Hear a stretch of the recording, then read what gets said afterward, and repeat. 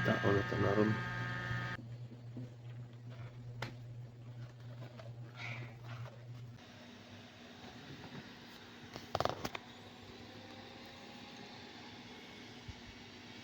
Expensive siya. Kusog siya kung mainit o mayo sa.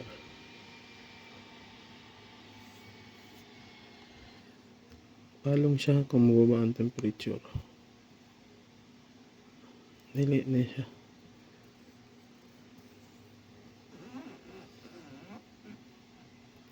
Tuo ka nga daot yung mapawang no.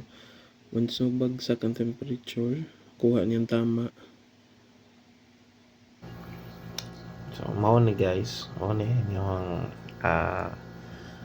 before ninyo i-test or before mo magbungkag, before mo mag-disassembling sa isa ka unit na gibayad sa inyo, mo ni ang standard, no? So, check ninyo physical appearance, warranty seal, tanawon ninyo kung under warranty ang unit. Kung under warranty, kontakan ang tag-iya. Kasi mo claim siya og kalit, tapos i-abrin nimo. No, so kung makita na yung mga small scratches, no, check yun. Sunod is ang power supply. Always check power supply rating, no, voltage output o current, no, or capacity sa usa ka power supply.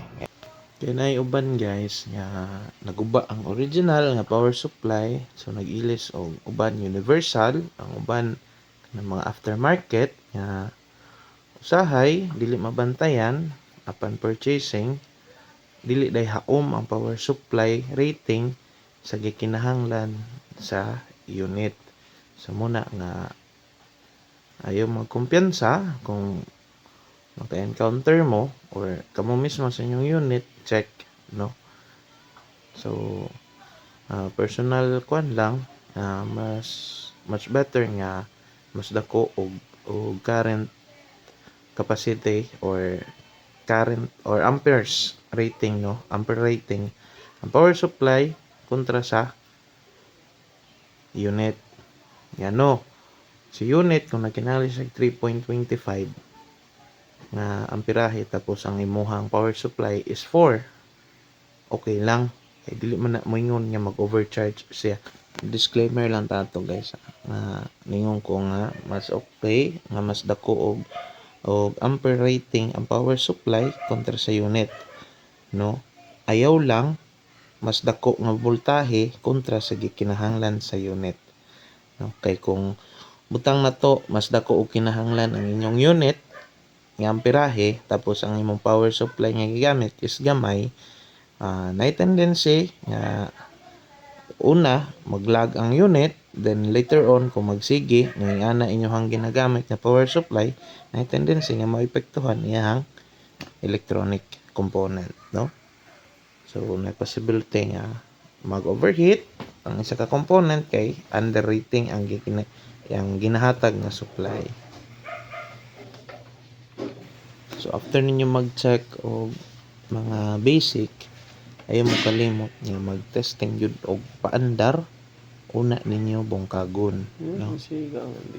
So test jud ninyo na kay base di man sa ingon na pagkuan, pero base sa penultihon pa base malas touch mo, no, sa unit.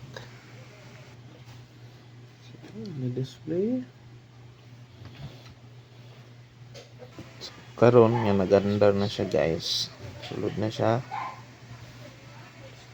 siya desktop. Ang ako ginahimo pirmi is ginatan-aw ang specs sa unit, no. Before na ko na siya bungkagon. Kung naay customer labi na bag-o sa inyo, ha, ask gid inyo ang customer dan kung unsay spec sa iyang unit, no. Di man sa inyong nakuan, that is one way of panigurado lang, no. And then sunod is ang drivers kung kompleto ba. Yan ay time nga labi na sa kani nga trabaho nga na ako'y na ako'y piyesa nga ilisan, no, na tay troubleshoot ani, at sa later part ani madungog ni kung sa problema, no, so tungog ninyo ni nga motingog na magtingog sa unit.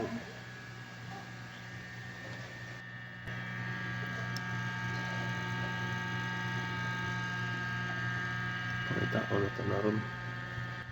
Nagatingog.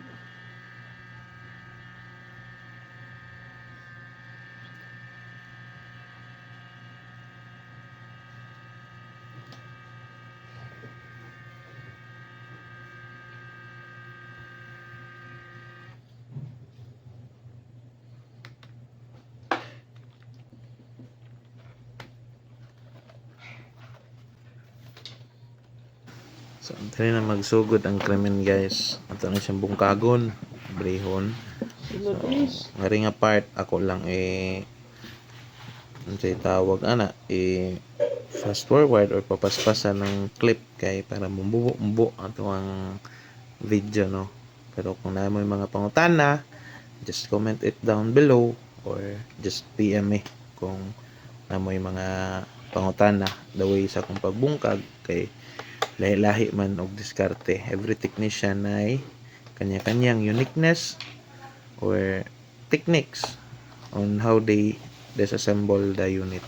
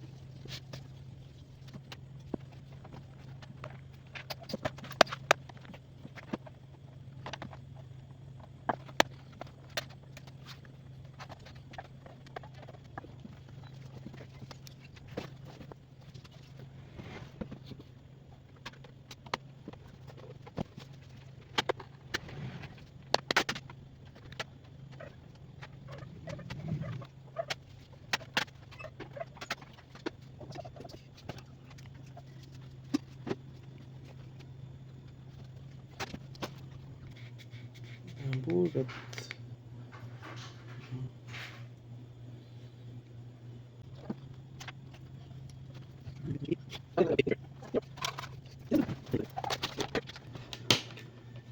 Yan ka. Naburot. Naburot. Ang bateri kay naburot. Naburot.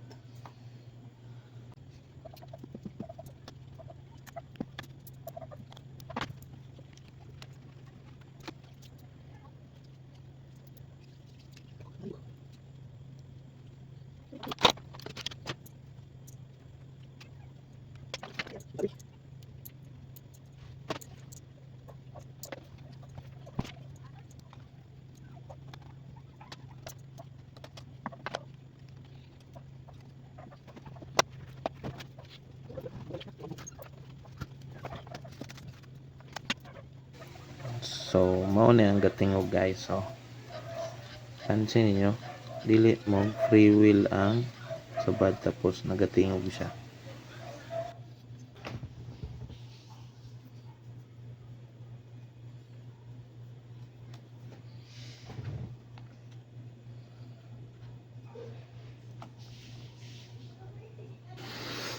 Diri nga part, guys,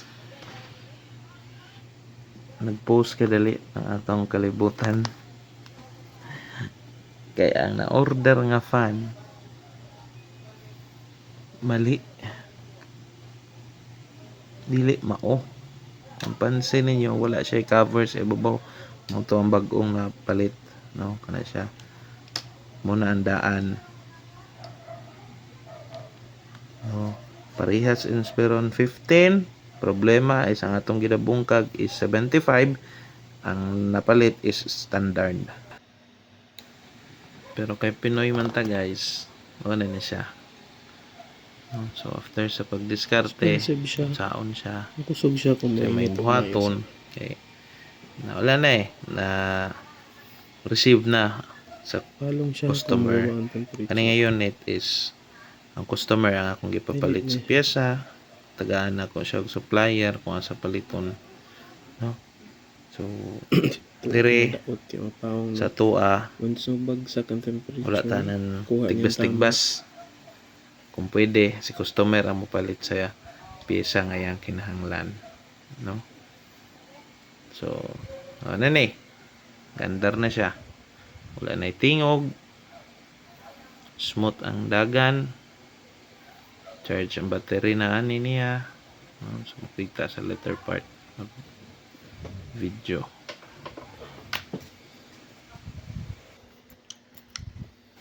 Pansin ninyo, ginagunitan ako ang cord. Pasabot, ipaandar na ko siya gamit lang ang battery na bago. Ganina, sa pagsugod sa video, kinahanglan nato siya suplayan para mo andar.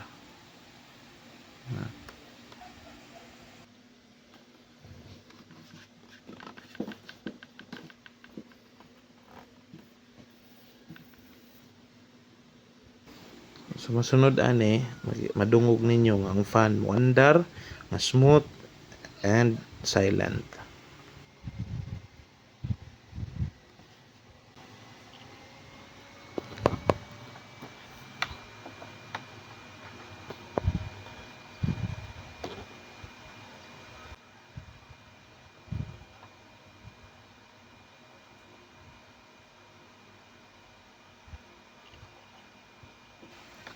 So, daghang salamat guys. Until next na video. Salamat!